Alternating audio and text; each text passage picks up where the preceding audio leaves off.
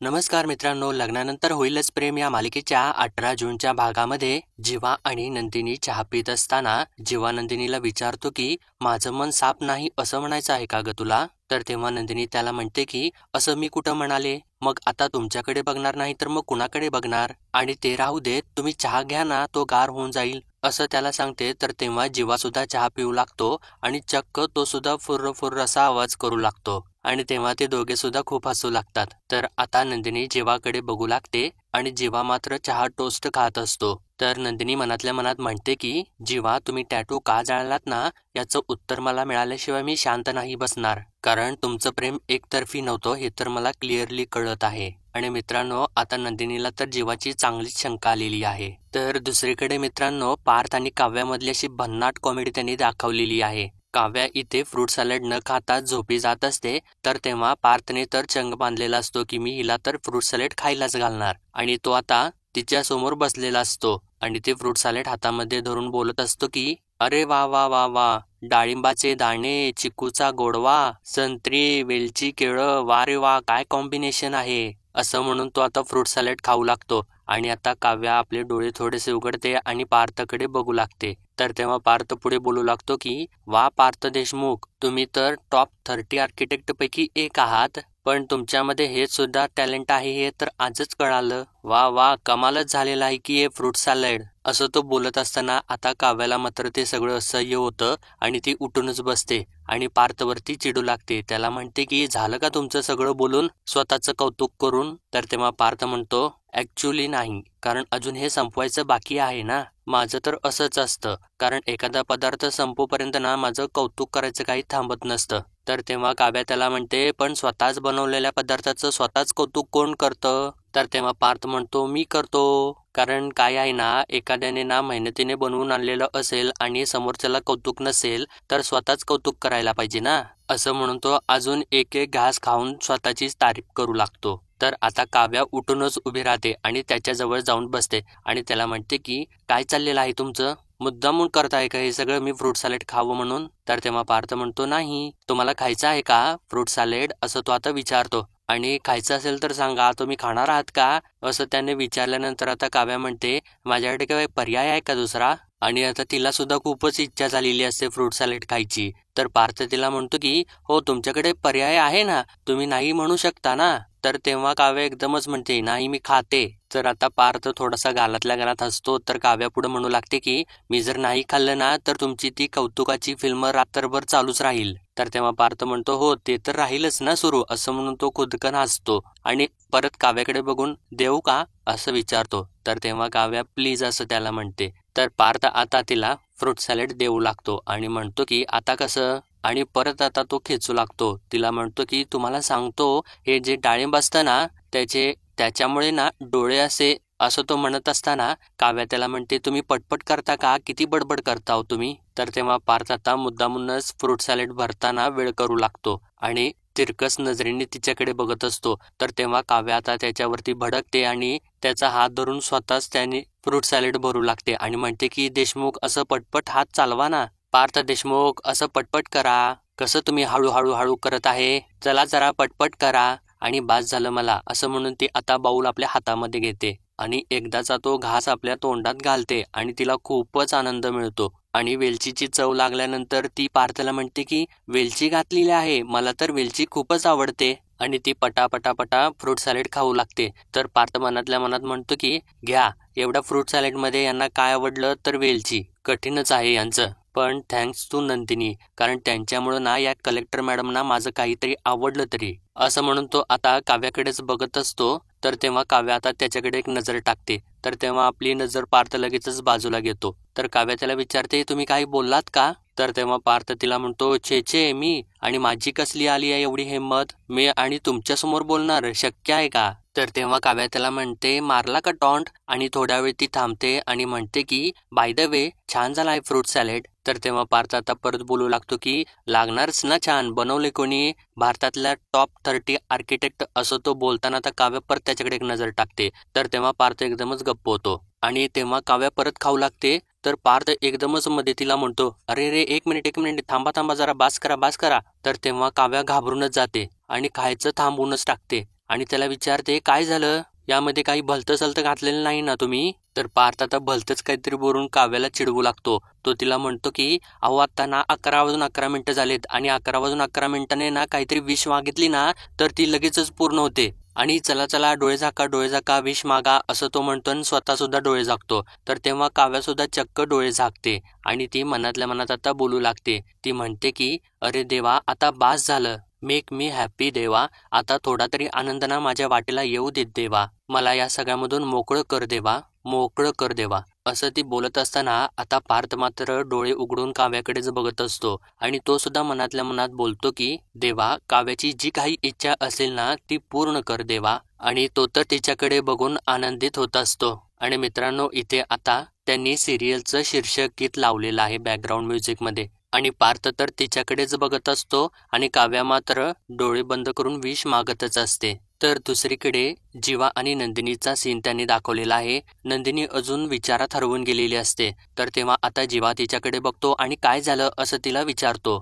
कसला एवढा विचार करत आहेस ग तू असं तिला म्हणताना नंदिनी त्याला म्हणते, मी जो विचार करत आहे तो खरंच सांगू का तुम्हाला? तर तेव्हा जीवा तिला म्हणतो, सांग ना त्यात काय आहे एवढं? तर तेव्हा नंदिनी आता त्याला म्हणते की बघा माझा विचार सांगितल्यानंतर ना तुम्ही अडचणीत याल. तर तेव्हा आता जीवा थोडासा घाबरतोच आणि चहाचा कप बाजूला ठेवत असताना त्याच्या जखमेला दुखापत होते आणि त्याला खूपच दुखू लागतं. तर तेव्हा जीवा आई ग असं म्हणून ओरडू लागतो. तर तेव्हा नंदिनी आता उठून उभी राहते आणि म्हणते की अहो ते द्या ना इकडं, आणि तुम्हाला दुखत आहे का खूप? मी ना एक काम करते, मी ड्रेसिंग उघडते आणि जरा बघते काय झालं आहे ते असं म्हणत असताना जीवा तिला म्हणतो नको नको ड्रेसिंग वगैरे उघडू नकोस. तर तेव्हा नंदिनी म्हणते अहो नको काय म्हणत आहे, जखम जर ओली असेल ना तर क्रीम वगैरे लावता येईल ना त्याला. तर तेव्हा जीवा तिला म्हणतो नाही नाही मी एक काम करतो, मी थोडा वेळ पडतो म्हणजे मला थोडंसं बरं वाटेल. तर तेव्हा नंदिनी त्याला म्हणते अहो थोडा वेळ काय, चांगले 11:15 झाले, तुम्ही झोपा बरं शांतपणाने. तर आता जीवा झोपू लागतो आणि नंदिनी त्याच्या अंगावरती पांघरून घालते आणि म्हणते की झोपा झोपा तुम्ही तर शांत झोपा. तर तेव्हा आता जीवा शांत झोपी जातो आणि नंदिनी तिथून चाललेली असते आणि जात असताना ती परत मागे वळून बघते. तर तेव्हा जीवा शांत डोळे बंद करून झोपलेला असतो. तर नंदिनी आता मनातल्या मनात त्याच्याकडे बघतच बोलू लागते, ठीक आहे जीवा तुम्ही अजून पूर्णपणे बरे नाही झालात, तुम्ही बरे व्हा मग मात्र नक्कीच बोलेन मी तुमच्यासोबत. तर आता नंदिनी तिथून निघून गेल्यानंतर जीवा मनातल्या मनात बोलू लागतो की आज या छातीचं कारण देऊन ना मी वेळ मारून नेली, पण उद्या उद्या काय होईल? नंदिनी तू काय विचारणार होतीस ना हे मला चांगलंच माहिती आहे. असं तो बोलत बोलतच झोपी जातो. तर मित्रांनो आता दुसऱ्या दिवशी सकाळी पार्थ फोनवरती बोलत बोलत येत असतो आणि मानिनी मात्र चहा तयार करत असते. तर तेव्हा पार्थ तिच्याजवळ येतो आणि गुड मॉर्निंग आई असं तिला म्हणतो. तर तेव्हा मानिनी सुद्धा त्याला गुड मॉर्निंग करते आणि त्याला आता म्हणजे त्याची चांगलीच फिरकी घेऊ लागते. त्याला म्हणते की अरे पार्थ काल भरपूर फळं होती रे, पण अचानकच कमी झालेली आहेत, म्हणजे कोणी खाल्ली असतील तर ठीक आहे. असं ती बोलत असताना कल्पना तिकडून येते आणि तिच्या हातामध्ये रिकामे बाउल्स असतात. ती मानिनीला म्हणते की ताई ही फळं ना पार्थदादाच्या रूम मध्ये होती असं तिने सांगितल्यानंतर मानिनी म्हणते अच्छा असं आहे का ते? तर तेव्हा पार्थ आत्ता तोंड उघडतो आणि म्हणतो की काय झालं ना, काल वटपौर्णिमेची पूजा होती ना, मग काव्यांचा उपवास होता, तो आज सकाळी सोडायचा असतो ना. तर तेव्हा मानिनी म्हणते हो का असं आहे का, म्हणजे ती तिला काही माहिती नसल्यासारखंच दाखवत असते.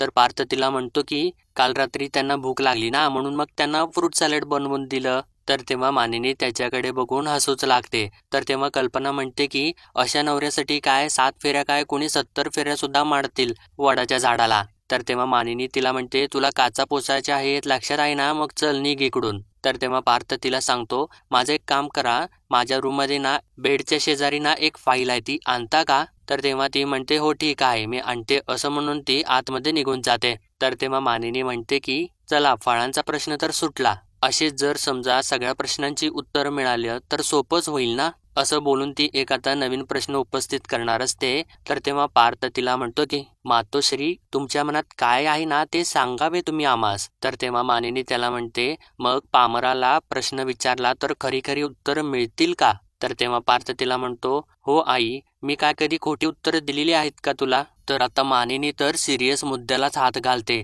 आणि डायरेक्ट प्रश्न विचारते की त्या रात्री फार्म हाऊस वरती नक्की काय झालं होतं? तर आता पार्थ सुद्धा एकदम शांतच होतो. तर इकडे आता कल्पना पार्थच्या खोलीमध्ये येऊन फाईल्स घेऊन बाहेर जाते. तर तेव्हा काव्या तयार होऊन बाहेर येते आणि बघते तर तिथून फाईल्स गायब झालेल्या असतात. तर इकडे आता कल्पना फाईल्स घेऊन बाहेर येते. तर तेव्हा मानिनी पार्थला म्हणत असते की अरे पार्थ, मी काय विचारत आहे. तर तेव्हा कल्पना त्या दोघांच्या मध्येच फाईल ठेवते आणि पार्थला म्हणते दादा हे घ्या फाईल्स. तर तेव्हा आता पार्थ लगेचच त्या फाईल्स उघडतो आणि त्याच्यामध्ये बघू लागतो. तर मानिनी त्याला म्हणते हे बघा पार्थ, तुम्ही सगळे ना आम्हाला सगळं एक वेगळं चित्र दाखवत आहे, पण मला ना खरंच असं वाटत आहे की वेगळं आणि विचित्रच काहीतरी घडलेलं आहे. तर तेव्हा पार्थ म्हणजे काय असं तिला विचारतो. तर तेव्हा मानिनी चक्क एक वही आणि पेनच घेते आणि पार्थला म्हणते हे बघ असं म्हणून ती त्या वहीवरती चित्र काढू लागते आणि पार्थला सांगू लागते. तर इकडे आता काव्या तिची नोटबुक शोधू लागते आणि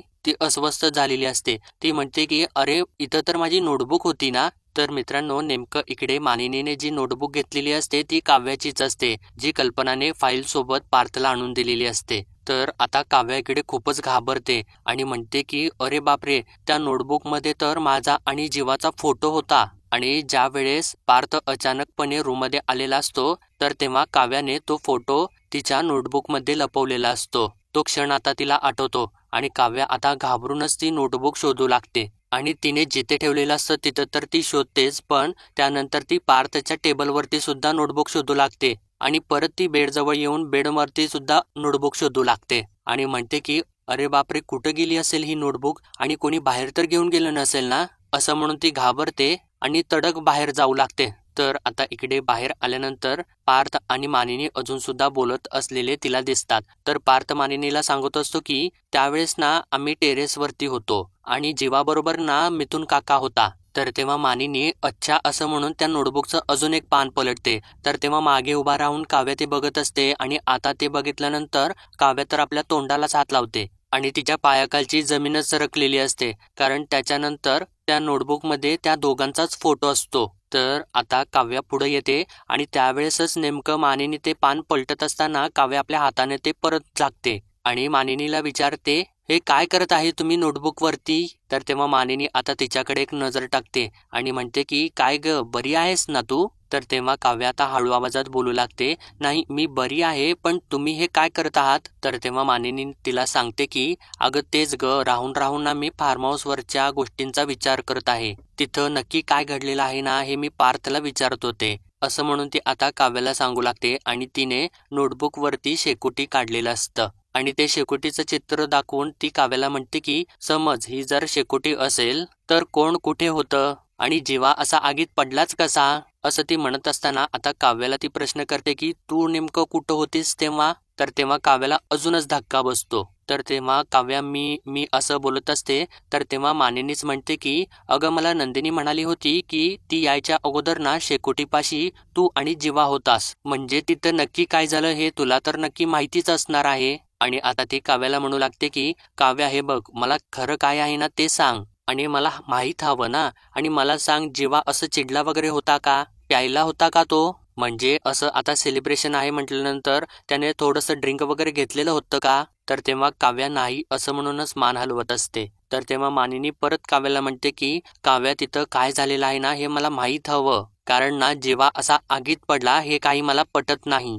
असं तिने म्हटल्यानंतर काव्या मात्र एकदमच शांत होते. तर तेव्हा मानिनी परत तिला प्रश्न विचारते की तू त्याची जखम बघितलेली आहेस का. तर आता काव्याला तो क्षण आठवतो ज्यावेळेस जीवाने जळतं लाकूड आपल्या टॅटूवरती लावलेलं असतं आणि ती त्या विचारातच हरवून गेलेली असते. तर तेव्हा मानिनी काव्याला थोडंसं विचारातून बाहेर काढते आणि म्हणते की हे बघ काव्या, तो जर ना शेकोटीमध्ये घसरून पडला असताना तर त्याला अजून कुठेतरी जखम व्हायला हवी होती ना, पण त्याला जखम तर एकाच जागी झालेली आहे. याचा अर्थ काय. तर तेव्हा आता पार्थ मानिनीला विचारतो की आई तुझ्या डोक्यात नेमकं काय चाललेलं आहे. तर तेव्हा मानिनी पार्थला सांगते की अरे पार्थ, अशी जर समज जखम एकाच ठिकाणी असेल ना तर ती जखम करून घेतलेली असते. तर तेव्हा पार्थ तिला म्हणतो की म्हणजे तुला काय म्हणायचं आहे की जीवाने स्वतः जखम करून घेतलेली आहे का आणि तो का असं करेल. तर तेव्हा मानिनी त्याला म्हणते नाही मला असं काही म्हणायचं नाही, पण खरं सांगू का माझं तर आता डोकंच चालत नाहीये. आणि म्हणते की आपण आता एक काम करूया का, आपण ना सगळाच घटनाक्रम म्हणजे कधी कुठे काय घडलं हे सगळं लिहून काढूयात का, म्हणजे ना आपल्याला सुद्धा कळेल की कशानंतर नक्की काय काय झालेलं आहे ते. असं म्हणून ती आता त्या नोटबुकचं पान पलटत असते. तर तेव्हा काव्या परत त्या नोटबुकचं पान दाबून धरते. तर आता मानिनी तिच्याकडे बघते आणि म्हणते की अगं काव्या 1 मिनिट हात काढ ना तुझा. तर तेव्हा काव्या आपला हात तर बाजूला घेते आणि मानिनी ते पान पलटते सुद्धा आणि तिचं लक्ष पार्थकडे असतं आणि ती पार्थसोबत आता बोलत असते आणि म्हणत असते की म्हणजे आपल्याला कळेलच ना नक्की काय झालेलं आहे ते. तर इतक्यातच मित्रांनो दरवाजाची बेल वाजते आणि मानिनी आणि पार्थ दोघे सुद्धा त्या दिशेने बघतात. तर त्याच संधीचा फायदा घेऊन काव्या लगेचच त्या फोटोवरती पेपर झाकते. तर तेव्हा मानिनी तिच्याकडे बघते आणि तिला विचारते की काव्या जरा बघतेस का कोण आलेलं आहे ते. तर तेव्हा काव्या एकदमच दबक्या आवाजात मी का असं म्हणत असते. तर तेव्हा मानिनीच्या लक्षात येतं आणि मानिनी स्वतःच तिथून उठते. तर तेव्हा आता काव्या ती नोटबुकच आपल्या हातामध्ये घेते आणि तिच्या जीवात जीव येतो. तर तेव्हा आता मानिनी काव्यालाच हाक मारते आणि म्हणते की काव्या हे बघ कोण आलेलं आहे. तर चक्क तेव्हा तिथे काव्याची मैत्रीण अनिशा आलेली असते. तर दुसरीकडे आता जीवा तयार होऊन बाहेर येतो. तर तेव्हा नंदिनीने त्याच्यासाठी शर्ट काढून ठेवलेले असतात. तर नंदिनी त्याला विचारते की हा शर्ट चालेल का. तर तेव्हा जीवा हो चालेल की असं तिला म्हणतो. तर तेव्हा जीवा शर्ट घालत असताना नंदिनी त्याला म्हणते की म्हणजे तुमची काही हरकत नसेल तर मी मदत करू का शर्ट घालायला. कारण तुमची जखम ओली आहे ना. जर हाताची हालचाल झाली तर दुखेल ना तुम्हालाच. म्हणून मी तुम्हाला विचारत आहे. तर तेव्हा जीवा तिला म्हणतो नाही नको अगं मी ना करेन मॅनेज. असं म्हणून तो स्वतःनेच शर्ट घालायचा प्रयत्न करत असतो. तर त्याला खूपच दुखू लागतं. तर तेव्हा नंदिनी परत त्याच्याकडे बघते आणि म्हणते थांबा मी तुम्हाला मदत करते. असं म्हणून ती त्याला शर्ट घालू लागते आणि आता ती त्याला शर्ट घालते सुद्धा आणि त्याचे शर्टचे बटन्स लावत असताना ते दोघे एकमेकांच्या नजरेत बघतात. परत आपली नजर बाजूला घेतात. तर तेव्हा जीवा तिला थँक्स असं म्हणतो.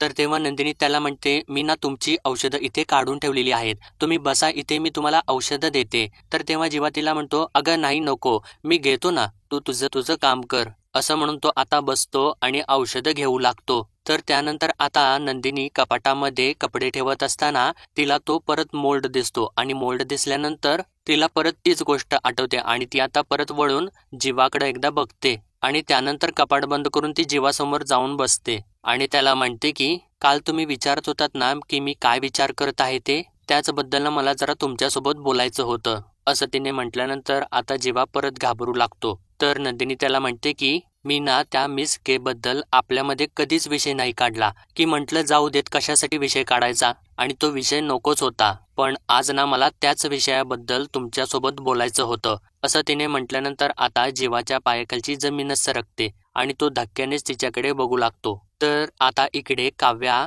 अनिशाजवळ जाते आणि तिला म्हणते अगं अनिशा तू अगं अशी अचानक कशी काय आलीस. फोन वगैरे करून येतेस ना तू. तर तेव्हा अनिशा तिला म्हणते अगं तू माझे फोन कुठं उचलतेस. तर तेव्हा काव्या तिला म्हणते अगं सॉरी मी ना जरा गडबडीत होते. तर तेव्हा आता अनिशा तिला म्हणते अगं मला तर माहिती आहे नंदिनी ताईवरती अटॅक झाला होता म्हणून तू क्लासला येत नव्हतीस ना. आणि पुढे म्हणते की अगं तुझा क्लास आधीच इतके दिवस बुडालेला होता पण आता तर ना महत्वाचे नोट्स देत आहेत तेच तर मी तुला सांगायला आलेली आहे. तर तेव्हा मानिनी त्या दोघींच्या मध्ये बोलते आणि म्हणते की हो का ग असं आहे का. आणि काव्याला म्हणते की अगं काव्या क्लासला जात जा ग तू. आणि अनिशाला म्हणते अगं आणि तेवढं सांगायला तू आलीस किती छान आहे हे. तर तेव्हा पार्थ सुद्धा म्हणतो की हो ना हे तर बरोबर आहे आणि असं एवढं कधी कोणी कोणासाठी आता इथं करतच नाही. आणि काव्याला म्हणतो तुम्ही तर चांगलीच मैत्रीण कमावलेली आहे. तर मानिनी त्या दोघींना म्हणते दोघी सुद्धा छान एकत्र अभ्यास करा आणि करिअर महत्वाचं आहे हे लक्षात ठेवा. तर तेव्हा काव्या आता मानिनीला म्हणते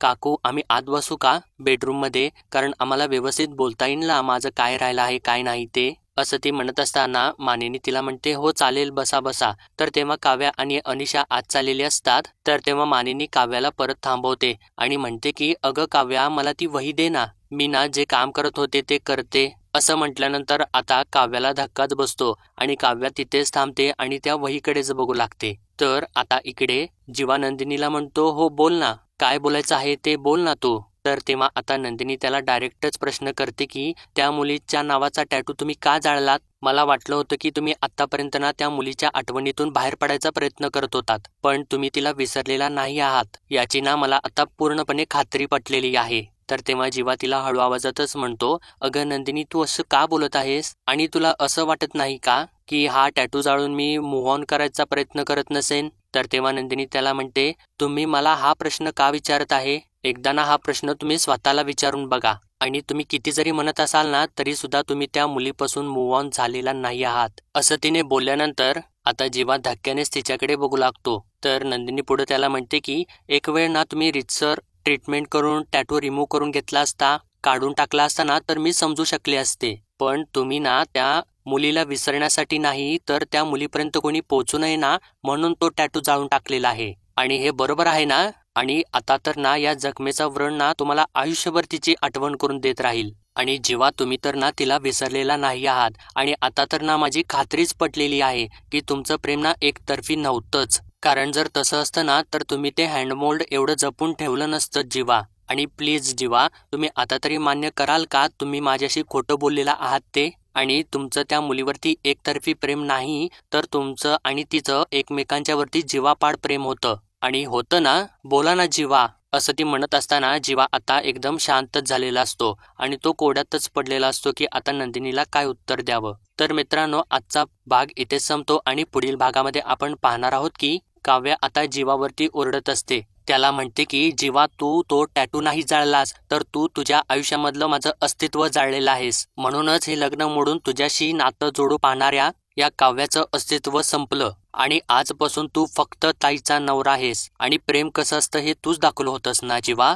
आणि प्रेम कसं असू नये हे सुद्धा तूच शिकवलंस. या शिकवणीबद्दल ना मी आभारी आहे तुझी, असं म्हणून ती त्याच्यासमोर हात जोडते आणि रडतच रडत तिथून निघून जाते. तर तेव्हा जीवा धक्क्यानेच खाली बसतो. तर मित्रांनो, पुढील अपडेटसाठी लाईक, शेअर आणि सबस्क्राईब नक्कीच करा.